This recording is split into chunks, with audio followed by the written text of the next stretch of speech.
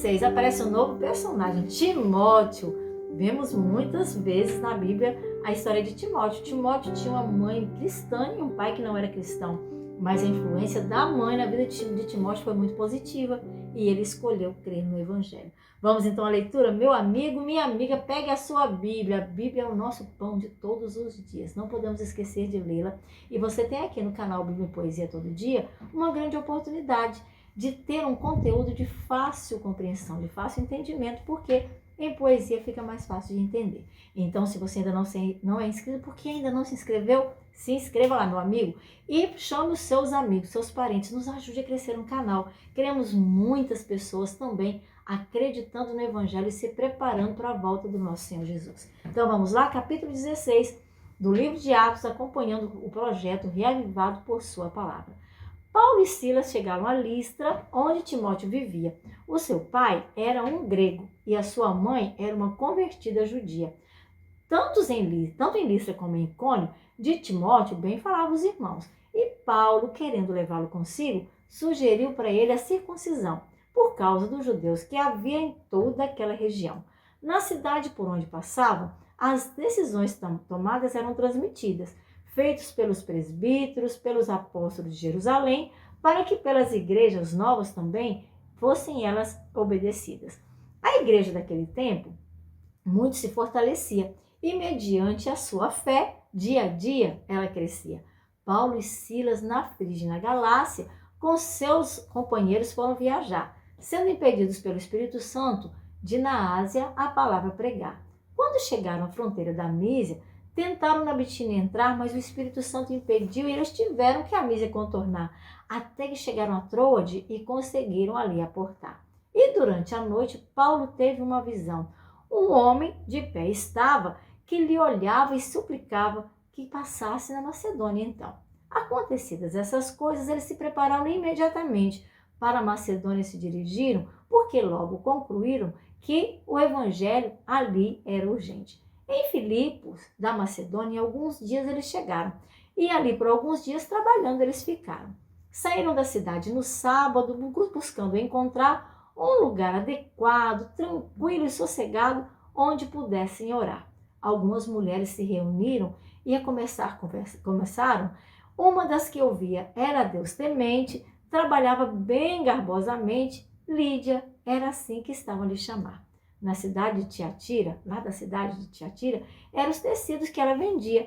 E enquanto ouvia as mensagens de Paulo, o seu coração Deus lhe abria. E a todas aquelas palavras, Lídia claramente entendia. Ela, a mensagem, aceitou e foi assim batizada, bem todos que moravam com ela na sua casa. Ela os convidou, dizendo bem claramente: venham à minha casa se vocês me consideram uma crente. E a essa palavra dela, aceitaram alegremente. Eles iam certo dia para o lugar de oração e encontraram uma escrava que muito dinheiro ganhava para os seus senhores com adivinhação. Essa moça seguia a Paulo e aos outros, gritando em anunciação: estes homens são servos do Deus Altíssimo e anunciam o caminho da salvação. E durante muitos dias aquela moça continuou, até que um dia Paulo daquilo se indignou, voltou-se para aquele espírito e firmemente falou: em nome de Jesus Cristo, o espírito lhe ordenou que o demônio saísse dela, e o espírito mau a deixou. Percebendo que as suas esperanças de lucro tinham acabado, os donos agarraram Paulo e Silas e eles foram arrastados diante dos magistrados e autoridades. Aqueles homens foram levados. Disseram: esses homens são judeus e a nossa cidade está perturbando, propagando costumes e práticas contrárias a nós romanos. Não nos é permitido aceitar e nós não os praticamos. Contra Paulo e contra Silas, a multidão se ajuntou e os magistrados se ordenaram que lhes tirassem as roupas, e eles tiraram, e ali mesmo os açoitou. Depois de serem açoitados, os lançaram na prisão, e para vigiá-los com cuidado, o carcereiro recebeu instrução. Tendo recebido tal ordem, no cárcere, o carcereiro os colocou, com os pés presos no tronco, no cárcere interior. Por volta da meia-noite, Paulo e Silas estavam orando, cantavam hinos a Deus e os outros presos estavam escutando. Houve um terremoto violento. Os alicerces da prisão foram abalados, e imediatamente as portas se abriram e as correntes se soltaram. Vendo abertas as portas da prisão, o carcereiro acordou e para ele se matar a sua espada desembainhou.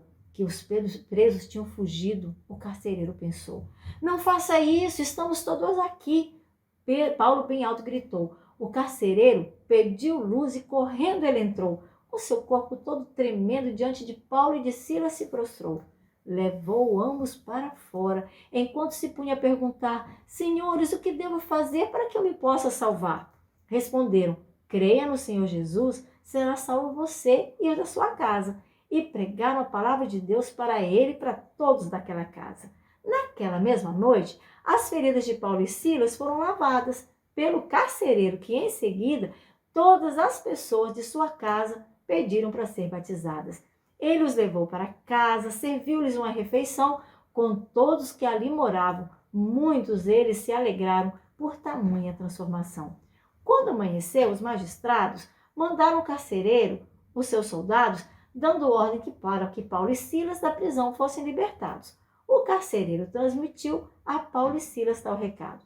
Mas Paulo disse: Não, somos romanos, somos cidadãos, e eles nos açoitaram publicamente, sem formalidade, assim, de repente, e nos lançaram na prisão.